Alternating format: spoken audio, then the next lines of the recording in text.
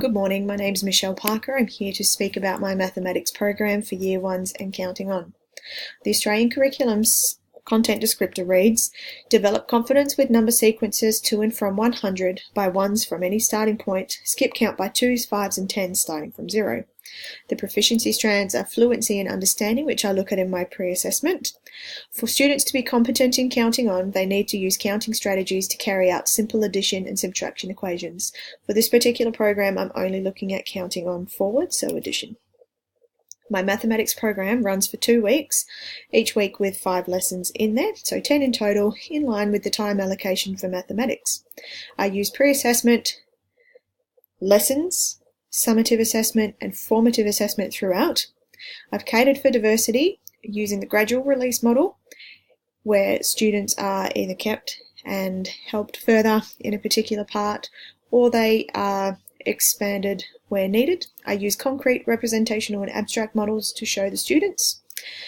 Through the use of manipulatives, resources, questioning and knowledge expansion through the use of HOTS, I try to pull out as much of the mathematics and teach the students the best I can. I have a vocabulary wall which is emphasised throughout my entire program, so I have it showing in the classroom and I go back to it in each lesson, so students are using that vocabulary, which I model to them as well. The concrete materials I've got are the manipulatives, for example beads, iPads and outside play. The representational, we look at storyboards and number lines. I am able to differentiate these as well by what's actually written on the storyboards. So for each of the 3 groups I'll show you, they each have their own lot of questions.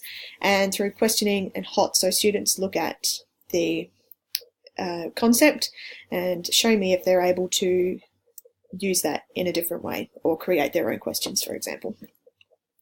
In the pre-assessment, I need to see if the students have basic number knowledge. So can students identify numbers and their symbols in the correct order up to 20? As this is a very basic concept, I've only used up to 20 for each of these. Can students identify the numbers that come before and after numbers to 20? Students identify that when counting objects, each object is only counted once. So one-to-one correspondence. And students know that the last number counted is the amount of objects in a collection. These are the 4 basic principles for counting. Other issues with counting on may be comprehension, if they can't understand the question, no practice, and no links to the real world, which I feel I have catered for here. Error analysis is the students that I've catered for in my program. So any students in the blue, students count all of the objects in 2 collections instead of recalling the larger amount and counting on. Second group, students are able to count on but do not see the significance of counting the larger number first. And students in the third group, students are able to count on using recall of the large number and continuing on. So they have a pretty good idea of counting on already. Here are 3 lessons pulled out from the 10. So in lesson 3 we've looked at pre-assessment, we've looked at counting on already, and we're continuing on the lessons. So group 1 has explicit instruction. I draw out the mathematics through questioning. Group 2 are introduced to counting on questions and looking at how we're going to put these onto storyboards.